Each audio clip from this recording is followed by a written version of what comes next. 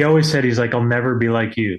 Like, I'll never be like you. He thought, and the more, you can kind of break the walls down and realize that no, like I deal with the same struggles you do, but God's helped me with the things that I used to struggle with.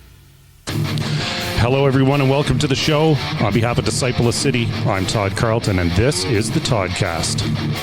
Friends, if you're staying current with the episodes, Disciple City will be in Moncton, New Brunswick for our Every Disciple Sent event on October 21st and 22nd, and we will also be in Kelowna, British Columbia in November on the 18th and 19th. For more information on these events and how you can become equipped to share the gospel and see the Great Commission fulfilled, check out everydisciplesent.ca. And of course, follow the Toddcast along on Instagram at the Toddcast_DAC.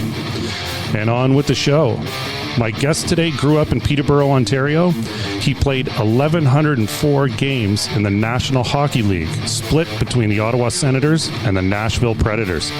He's now retired from professional hockey and living in Tennessee with his wife and two boys. Please welcome Mike Fisher.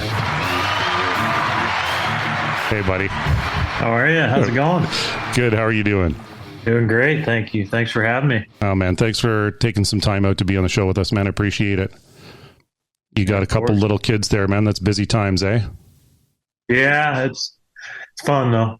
My boys are 3 and 7, so it's a fun age. And, yeah, it's been awesome. It's an awesome age, man. I can tell you that it stays good. They're all just awesome, just different phases of awesomeness. Yeah. Mixed in with some trials, but it's all good. Yeah. That's all part of it. Yeah. That brings you close to your parents, doesn't it? Yeah, no doubt. You appreciate your parents more when you have kids, no doubt. Yeah, that's awesome, man. So Mike, man, just really appreciate you coming on and just sharing your journey with the Lord and all that went on with it. So let's just go back to the beginning. I know you grew up in a Christian home, and if you could just briefly talk about what that was like for you. Yeah, I mean, I had two solid parents that grew up in Christian families as well. They met at Bible camp, Graphite Bible Camp, actually, which is up in Bancroft, and that my mom's family runs. So, but I had, fond memories of a church upbringing. My parents were good examples to us. They at a young age, they made us, aware that faith, was the most important part of our lives. And they lived that out. They really did. I remember, not just outside of, obviously church was regular. And I remember as a kid sometimes missing a practice or things in hockey because my parents really wanted to stress the importance of priorities in church, and that's more important than hockey. And obviously as you get older, it's hard to do that, but those things I remember important. I remember many times coming down, waking up early, and there my mom's down reading her Bible, doing her study, and just both my parents were solid and gave me a good example to live out a marriage and raise kids and have a relationship with the Lord. So that's cool. So now we've interviewed lots of people who grew up in faith or without, and for those that grew up in faith, as they sort of get older, even though you have that good example, you start seeing the world and everything. So obviously tons of hockey in your childhood, right? Which led you into the O.H.L. So can you talk about growing up in hockey, and especially when you got to that level, what that was like with you as far as your faith goes? Yeah. So I left, I was drafted in 16, I guess, 96. Yeah. To the Sudbury Wolves. So I went there. I played 2 years in junior. So I left when I was, I guess, just turning 17. So I left home. Leaving friends and church and family was tough. And I would say at that point,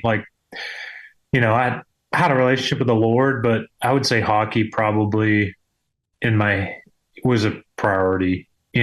Had become looking back at God, and God was important, but I don't know that He was the most important at that time. So I went away to Sudbury.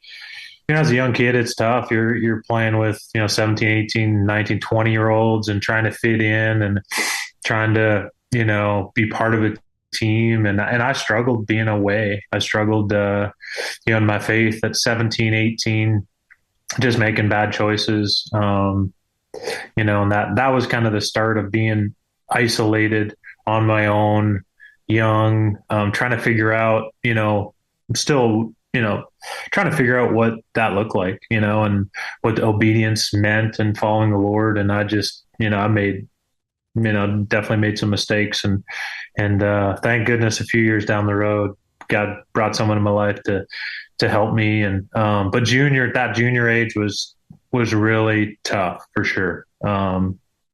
But yeah, I definitely learned a lot what doesn't fulfill, what doesn't satisfy, and recognize that a few years down the road when I played in the N.H.L. So yeah. So for our out of country listeners, the O.H.L, the Ontario Hockey League, is when you're young and really good, you get, like Mike had said, drafted into this organization, which among others leads to the N.H.L.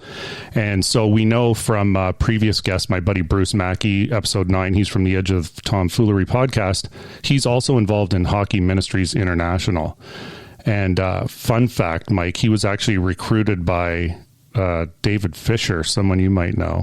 Yeah. Wow. He was recruited by David Fisher to be a chaplain with the Belleville Bulls. He's still actually an active chaplain. Of course, now it's the Belleville Senators and it's the A.H.L. But did you connect with a chaplain? Well, first of all, was the people that you billeted with, were they a Christian family, and do you get to pick? No, they were. I lived with a dad and his 2 sons, and great people. So I had a chaplain in Sudbury, but there were not a lot of other Christians around me, and I don't know at that point how much it would have helped, because I was kind of following the crowd a little bit, and having great success in hockey, and I guess that kind of there I was getting some sort of that part of it was good, but then I got drafted after my first year in junior. I got drafted to Ottawa, went back for one more year in junior. That was my second year. And then I played at 19 in Ottawa. And so that was nice, a little closer to home. And my second year playing in Ottawa, I lived with my cousin, and he was a big influence in my faith journey and really helped me and just go through a lot of different things, dealing with, some of the sin in my life, and doing a Bible study together, and really just digging into, I'd had enough of trying to live, that life, and got a taste of it, and knew that it wasn't for me. And he really mentored me and helped me along the way. So this is your cousin Warren? Yes. Yeah. See, we had our Toddcast people do some research. Okay. So your cousin Warren. So that was very timely then, because I would ask you, like, going from the O.H.L into the N.H.L, now you've hit, like, your goal as a hockey player, you've hit the big time. So it's a totally, I imagine, different thing. So you had alluded that down the road somebody would come, and is it Warren that kind of helped you sort of? Yeah, we ended up living. So Warren lived with our family and went to college in Peterborough. So I was close with Warren. He was 7 years older than me, I believe. And so we ended up just renting a house together with him and his wife and I. He took a job in Ottawa, and that was my third year playing in the NHL. And transition the NHL was it was kind of the same as junior. I was one of the younger guys, I guess, trying to fit in, and it's just playing with older guys. And I remember times when I didn't really have much of a choice to they were doing, they were definitely pressuring me to drink and do all those things, which that's on me. I'm not really blaming anyone, but it was just a different culture, totally different. And, so not, very similar to junior culture, but so my cousin, I remember he knew I was struggling. I was in a relationship that wasn't good either. And, so we just started doing a Bible study. It was called Firm Foundation. It was one of our church's Bible study. And, we just went through praying together, studying the word, and just dealing with a lot of the sin in my life. And Warren had gone through a lot of different things in his life too. He'd lost a girlfriend to a car accident, and he'd dealt with some of the things that I'd dealt with. But he brought a lot of wisdom to me, and a mentor that I needed at the right time. And, so yeah, we just really just got into the word and connected, and, it was exactly what I needed at the right time. And that's really, I think, when I felt the Holy Spirit really work in my life. And that was the first time I feel like,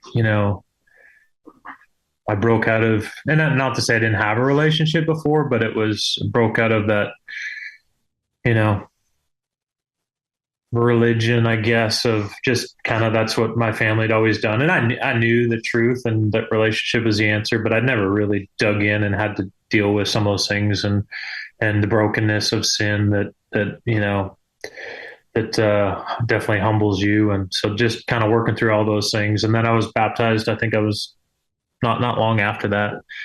And it kind of changed my whole perspective of, the gift that God had given me to play in the N.H.L. and using it for him and not wasting it and following, the world and, all those things. So it was, I think we all have, for the most part, someone in our lives that's come alongside us. And that's what Warren discipled me in a way that, he just loved me for who I was and spoke truth into my life, and, just helped me really find the Lord again and recommit and really follow and be obedient in that. So, yeah. And that relationship piece, that's so significant, right? And that's like to really understand what that means, or the depth of what that means, of having a relationship with a God you can't see physically. Mm-hmm. Right. And so it's interesting how we grow with the roots, mm-hmm. but you got to grow in. And even though you grew up with that solid background, you still got to discover it for yourself.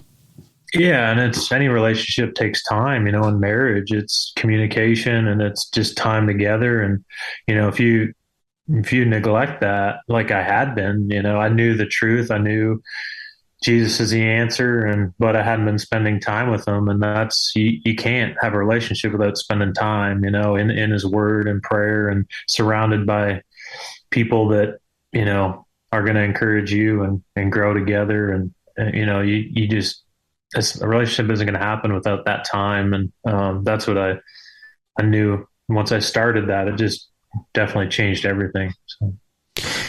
So now there was a chaplain there. So for a time, Laurie Boschman was the chaplain for Ottawa. Is that right? Yeah, he was chaplain for the Senators, and yeah, Laurie was an incredible guy, and he had a big impact on me as well. And he did. I don't know if they're still doing it there in Ottawa now, but for a number of years, I think they are. But yeah, he was a big influence. And chapels in the N.H.L. are a great place for guys of all different stages of faith, just to, hear some good truth. And I think that it's really, looking back, it's built a lot of relationships for me inside teammates, giving me lots of opportunities through the messages and guys coming to chapel, and being able to, encourage guys and see guys where they're at. And those are HMI has done an incredible job with the chapels, in the N.H.L. So what does that actually look like? Like, I mean, obviously, there's a chaplain, and that you can reach out and talk to them if you want, but what does that look like? Like, do they offer a chapel service for the team, for those who want to go, based around your schedule, or how does that work? Yeah. So usually you're going to have a point man of someone that deals directly with the chaplain to set up, and the team, the guys, to just set up chapel times. And for us, usually it was after practice. and in Ottawa it was after practice. Sometimes we'd just have food ready, and three, four, five, six guys, would come after, obviously optional, and just spend half an hour. And chaplain would have a message, and we'd pray and talk about it. And that was kind of maybe once every few weeks or so we'd try to get one in. And scheduling was hard sometimes on yeah some and then in Nashville we started doing them before practice. Sometimes we felt that was better, but we had a lot of guys in Nashville that came too, and they have a great chaplain named Pike as well. So, but yeah, it's really, really important. And then the thing is, and there's a lot of leagues and junior, there's chapels, and then A.H.L. chapels, N.H.L. and sometimes this is these guys' church. It's their only introduction to faith, really. And they, I would invite someone, or someone else would invite them to come. And a lot of times they go from junior to a chapel in A.H.L. to a chapel in N.H.L. and maybe they really haven't made a full commitment to follow Jesus, but that's kind of their church. And you see, sometimes it's years down the road that, they make a commitment. I've seen that, and it's been, really cool. So, you just never know, when that'll happen. But, yeah, it has helped me a lot. Would these guys travel with you? Not too often, no. Okay. Sometimes they would. There's one of my mentors, name's Tim Burke. He worked with Hockey Ministries for years. He's with another sports ministry now, but he would travel to cities to see guys on the road, and that's kind of how he'd minister to guys. So he was huge impact on me as well. But yeah, he found usually on the road there's a little more time for guys, so he'd minister to guys and meet guys and on the road. But typically chapels are at home. But well, that's good. That's really good, because with the schedule that you guys have and being on the road, and even when you're home, if you're playing a game on Saturday night, like, it would be hard, I would imagine, if somebody wanted to attend a typical Sunday service, to find one and and attend it with your crazy schedule and stuff throughout the year. And then, of course, off season, when people are from all over different places, they obviously go home, right? Yeah, no doubt.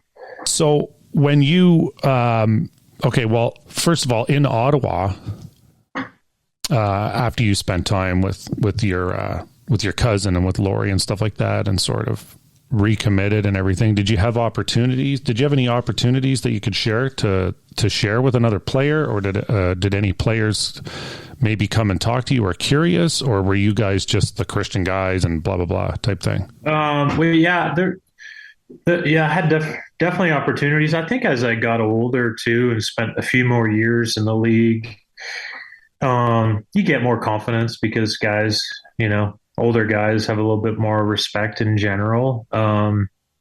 But I think for me, it was, everyone knew I was a Christian hockey player, but at one point through junior and first few years, it was like just kind of lip service, and then it's like, okay, if I'm a Christian, I'm signing off my rights to me, and it's about following Jesus, and how is that, like, I need to be different. I can't be doing, I can still go out with the guys, but I can't be doing the things that, everyone is doing, and how is that different? And then a lot of times, that creates conversation. I've had some crazy conversations of, in bars with guys where they're drunk and I'm not, and just, they're curious, and, I've had the opportunity on airplanes and lots of different places. One real cool story that I'll tell, that I didn't realize till a few years ago, but the guy that I played with years ago, he played Senators a little bit and then played with Boston, but his name is Bobby Robbins, and he was a fighter, and he's told his story before. I'm sure he wouldn't mind me telling. It's an amazing faith story, but he was at his wit's end after he'd played in the N.H.L. He was a fighter and a real tough guy, and then he went over to, I don't know if he played over in Europe a little bit, but he was kind of into drugs and all these things, and he's really at wit's end and didn't know if he wanted to live anymore. And he was in a hotel one night, and he saw the Bible, the Gideon Bible, and he was just like, okay, God, if this is real, show me. And he just started reading it. And then the next night he started reading it again, and God spoke to him. He's like, he just knew it was truth, gave his life to the Lord. Now he's doing ministry. Come on.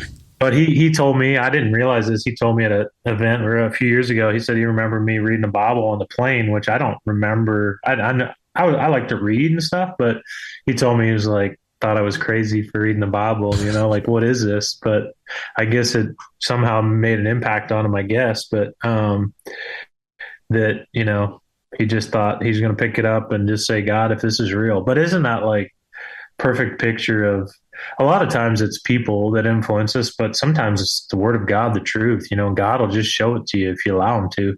And that, he did a complete 180 his life, and now he's doing ministry and sharing his story. And, but that's, pretty cool faith story. But, yeah, I've been able to witness, former teammates that I played with come to know the Lord too in the last 2 years, that I've kind of been a part of. That's just amazing. And I look back sometimes, I'm like, man, did I, remember some years, like, and I'd pray with Warren the start of every year. We'd get together and be like, okay, is there, let's pray for teammates. Is there someone that you can encourage, minister to, and some years I'd be like, man, I don't even know if I'm making a difference, like in my head. And then sometimes it's years down the road, or it's, God just works in someone's heart and you're able to hear some cool stories. So, but yeah.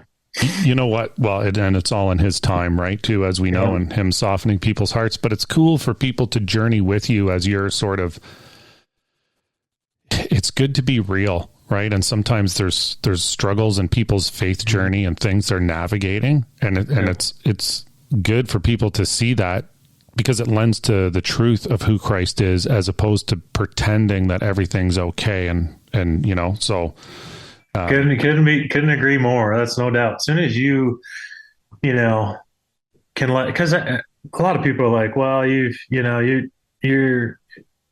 seem like you've had a faith journey for a long time. And, I struggle with all these things. I remember, this is one of my friends that I was fortunate to read, one of former players I was able to lead the Lord a couple of years ago. He always said, he's like, I'll never be like you. Like, I'll never be like you. He thought, and the more, you can kind of break the walls down and realize that no, like I deal with the same struggles you do, but God's helped me with the things that I used to struggle with when I wasn't a believer.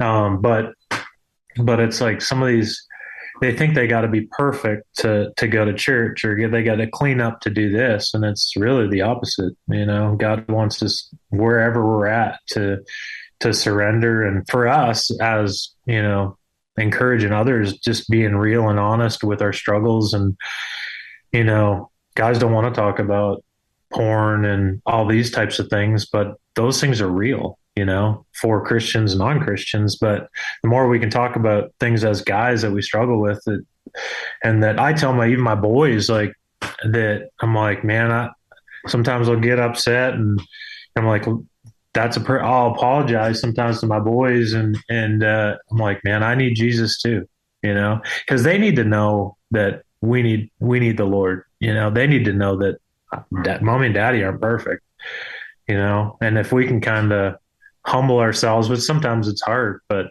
you're right. The more we can be honest and genuine and real about our struggles and not hide, the better off we are, for sure. It's interesting, how you said this guy said to you, like, I can't be like you. And it's interesting how the enemy deceives us. And that statement just shows about how the enemy takes our eyes off of Jesus and makes people look at yourself. And even pre-faith for me, I remember looking at people thinking, man, I can't be like these people. Mm-hmm. I do this, that, or the other. And it's just a total distraction. And it's not about being like you. It's about coming to know the Lord and replicating him. Right. Yeah. Yeah. Mike, when you switched over to Nashville, down south being like the Bible Belt, right? We're now knowing too that players are coming from all over different parts of the world and different parts of Canada and the US. But did you find the vibe? Was things different faith-wise being in Nashville in that area versus Ottawa? Yeah, no question. Yeah, I mean, there's, I don't know how, I want to say there's 700 churches in the area, maybe from all different, from Catholic to, Presbyterian to a lot of Baptist here, but, lots of churches. The culture is different for sure. I don't know what percentage of people go to church here, but it's much higher than in Canada and Ontario, much higher. That being said, when you grow up in a culture of church, sometimes that you can get de-churched almost to a point of where it's not as much about relationship. It's just about what you've always done, So there's, and I find in Canada that usually if you're committed to going to a church, because it's in general against culture, you're maybe a little bit more committed, because that's not what the norm is. But there's definitely, we've connected with a great church that we've been going to for 7 years now. But it is definitely different for sure. I'm part of a great men's group, and we love our church and so many different families that, with young kids, and we're definitely really fortunate to be part of this community, and even schooling for our kids and stuff. It's just a little different. So now I've not spent a lot of time down there, but we took the family to Florida one year and drove through Tennessee, Kentucky, Georgia, and all that, and I totally noticed the difference. And I remember being in a hotel in Georgia on a Sunday morning, and Charles Stanley was on the TV in the restaurant, and I was like, this is awesome. Meanwhile, and I'm also thinking this would never fly up home, right? But then by the same time, nobody was really paying attention. It was just sort of on. So like you say, just that culture. And it's interesting because there was, it was easy to talk to people about Christ because, like you said, there's so much down there. But at the same time, there was also a lot of really heavy religion. There was a lot of billboards that I saw that when I read them, I thought, that's not bringing anybody to church. The sort of the extreme stuff. Mm-hmm. What about in Nashville, or when you were on that team, and now you're older, more mature just in age, but also as a player, and now there's a lot of younger guys below you. Was there more opportunities for you to share with teammates on Nashville, or did you sort of tie in some of those stories with the previous question there? Yeah, definitely Nashville. We had a great group of chapel guys. At one point, we'd have probably 8 or 10 guys, which really creates good opportunity for, to minister to guys and encourage guys. When guys are going to chapel, there's an interest level, so our chaplain was really good here as well. And,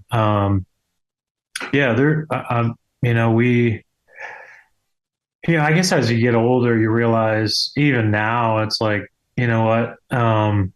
sometimes I missed it, not missed it, but I tried to be a good example to guys through how I lived my life and how I conducted myself on and off the ice. And, I was never really even how I led, I was never overly vocal. But I think the biggest thing, I was talking to a friend of mine recently, and, when I was younger, my younger days, it was like, hey, everyone knew I was a believer, but my actions didn't necessarily mesh up with, what I said as a believer. I said, if you're a Christian, well, you should be a certain way, but that didn't always coincide. But I think as I got older, started to be more obedient and intentional about trying to reach guys, and my actions would line up with my words, and as a Christian, that I think guys just want the consistency of knowing that you are who you say you are, and you're authentic and real. And, I was never,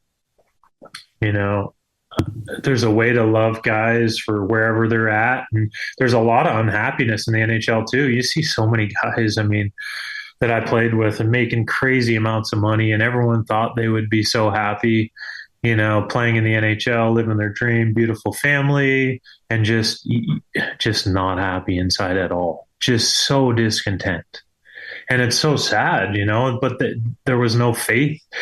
They were just looking in all the wrong places to fill up their cup, and and I'd been there obviously early in my career.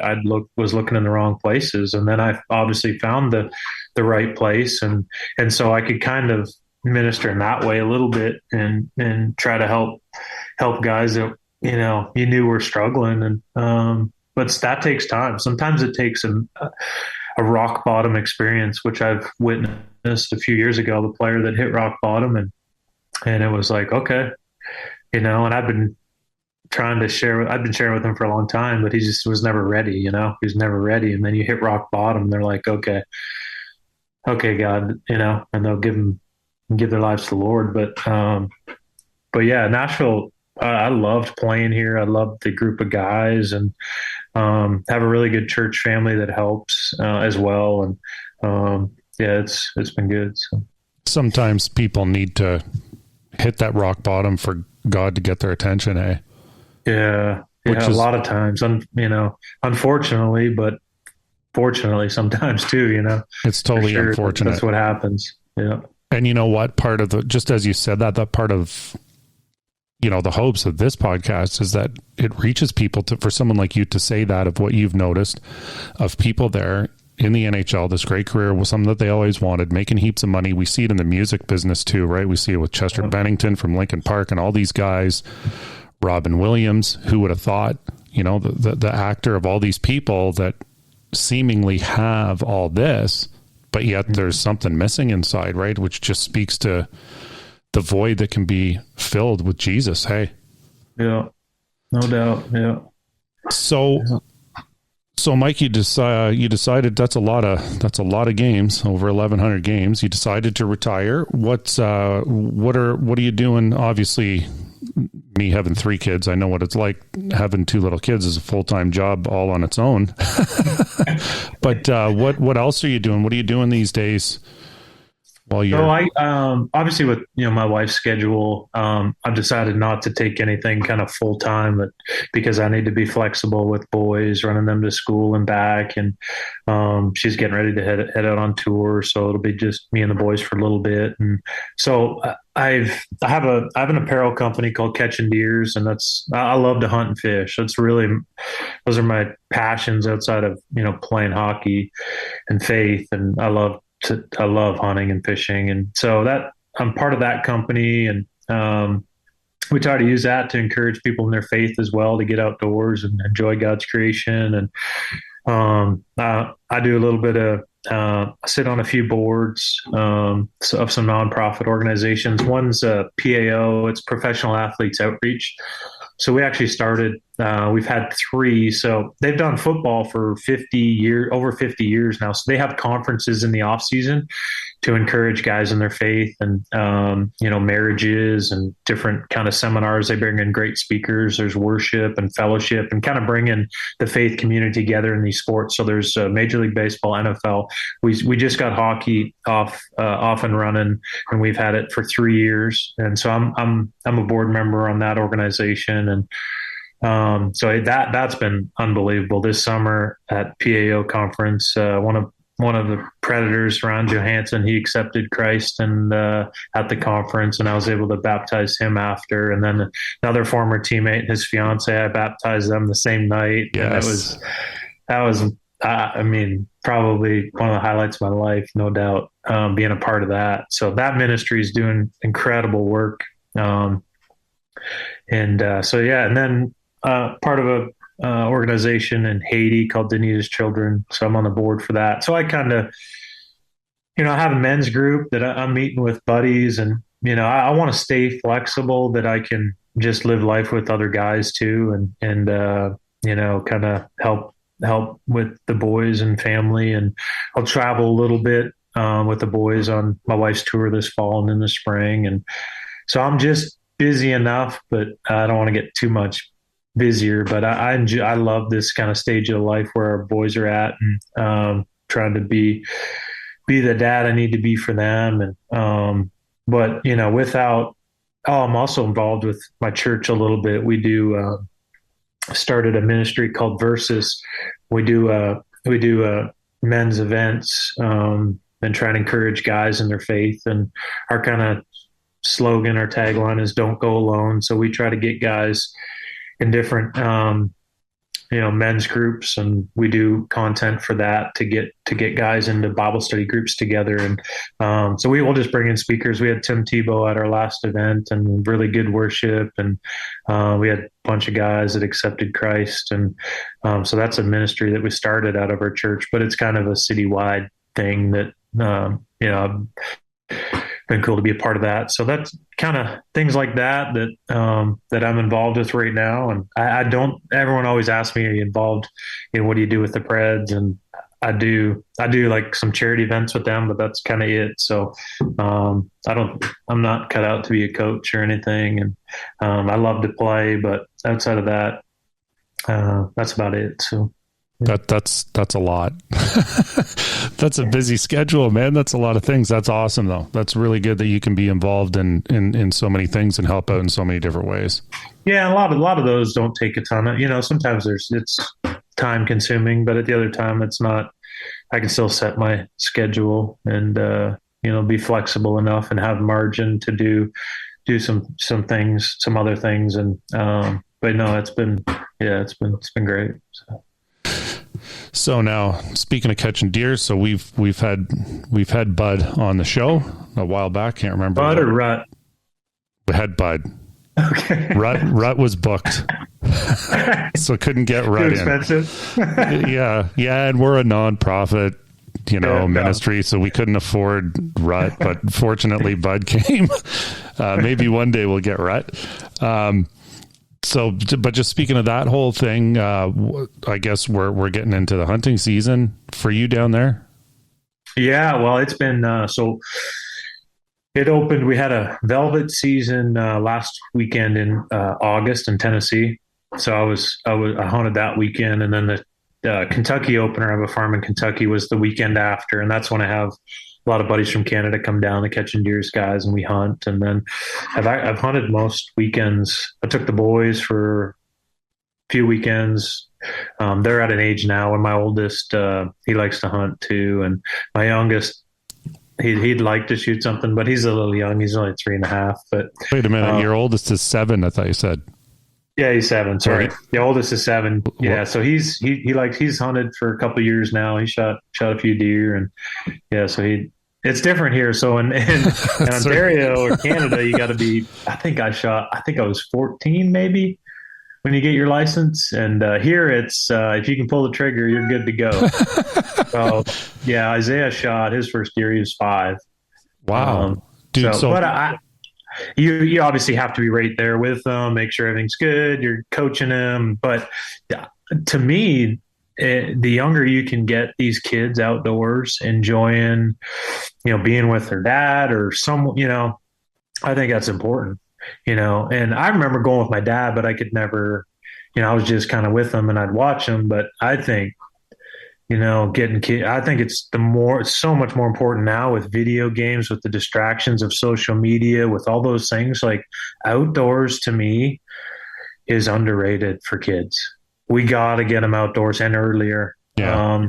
And I know I don't know if that'll happen in Canada, but at least if you're a hunter, take your kids with you fishing, outdoors, hikes, all those things. I mean, and that's what we're trying to, even with catching deers, we try to, our hunt camp. So you'll find this kind of funny, but at our hunt camp after I retired, I was like, man, because things you miss about when you retire is like the guys, the group, the togetherness, as guys, So I retire, you don't have that. But I found I'm like, well, hunting, I still get that. If we go to the hunt camp, I got your buddies, you're, making fun of each other, you're laughing, you're telling stories. It's a lot cleaner at the hunt camp. But so I made like a little locker room in my garage, and we'd have it was like a hockey locker room, and you'd have all your gear and nicknames, and because I wanted that kind of locker room feel at the hunt camp.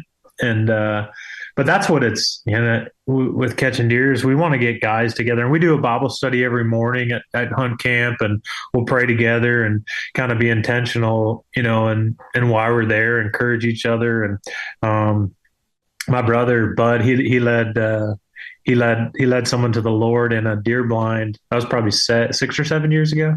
Yeah, we heard that story. Camp. So did he tell you that story? He did. He shared that story on the podcast. Yeah, so that was awesome. So that's kind of, yeah, I mean, that's kind of what catching deers is about. Obviously, making good gear that connects people to the outdoors. But I think it's so important, getting kids and being outside. And you know what? That was a fantastic story too, actually, because you're in a duck blind, and it just the way he framed it, of just how it came up in a way that he couldn't, he had to share the story. So there's episode 14, friends, if you want to go and check that out and hear that story. But yeah, because the Lord will just tell you when he wants you to speak. Hey. Yeah. And a lot of times, I mean, this year someone asked, actually I was on a podcast at the start of the year, and he was like, you got to give me one word that's going to be your word for the year, and my word this year was like boldness, like just if you feel like something from the Lord just nudging you, a lot of times I always loved those people that were just unashamed. They'd pray with someone anywhere, but I'm a little more I'm more introverted, but at the same time, it's like, if you feel God's, just speak truth, be bold. Don't be ashamed, and just be real and genuine. And if you do that, man, God's going to work like he always does, Yeah, for sure. Mike, thanks for sharing your story with us today. Really appreciate it. Yeah, man. No, thank you. Thank you for all you're doing with the podcast, and, reaching people, and it's, good for you. Well, thanks for having me. So yeah, we just really want to get the word out, and, our ministry exists to equip Christians in the Great Commission. And so, appreciate your story of just navigating yourself through your faith and the opportunities that you took advantage of to share the gospel. And that's what we want to see people do, right? We can, certain people you could reach that I can't, and vice versa. And so we all got to get out there.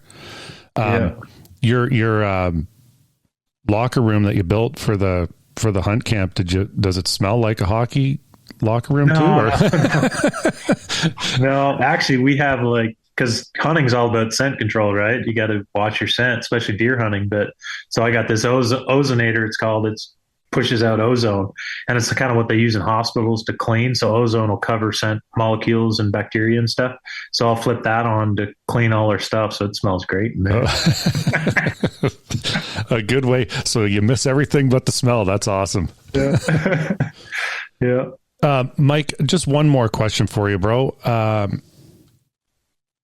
If you had the opportunity to, you knew a kid that was like, I don't know how, 18, 19 or whatever age, where you're going in your first year into an N.H.L. team. And this kid grew up Christian, but they're, say, down a darker path, or just really, really caught up in all the hype and everything that it is, and they're going that way. What would you say to them to help them navigate their way through the N.H.L.? Well, I would say, without other people around you, I would say, you need to be connected to either the church or someone, or other people, other men that you can go alongside, and preferably someone with more wisdom than you. And, I think of that story about Bobby too. If you don't have that, just read the word of God and say, God, just help me, speak to me. I would say, for me, when I was dealing with that stuff, like repentance, just, we have to be, God will give us forgiveness. But when it came to a point that it was the first time in my life where it was like, okay, God, I was repenting from my sin, and that changed so much inside of me. And that was like, okay, I need to start going the other direction. I need to start to live in obedience. And so I would say, if there's sin in your life, repent, go the other way. God can take care of all the other stuff. And I know that, for young kids, it's hard because the culture of hockey, of the world, is going one direction, but as a Christian, we need to be going the other direction. And how does that, it's hard to do that alone. And I was a perfect example. It's very hard to do that alone. So try to find someone, connect with another Christian believer, and ultimately though, without God, I mean, you're not going to find any fulfillment. And, retiring from hockey, especially recently, I just realized, not recently, but the older I get and my kids at that age, I'm like, and I had everything as far as money and career and beautiful wife and family, but with the Lord is not center of that. I mean, without him, we're nothing. And so that's why I've tried to get more involved with ministry, is because, that's what's most important. But yeah, it's without him, we're nothing. Yeah. That's great, man. Thanks so much, Mike. Appreciate your time today, brother. Thank you, buddy. Thanks for having me, and thanks for all you're doing to share your story and to minister to people, and that's awesome. Amen. Chat soon, bro. All right, thanks.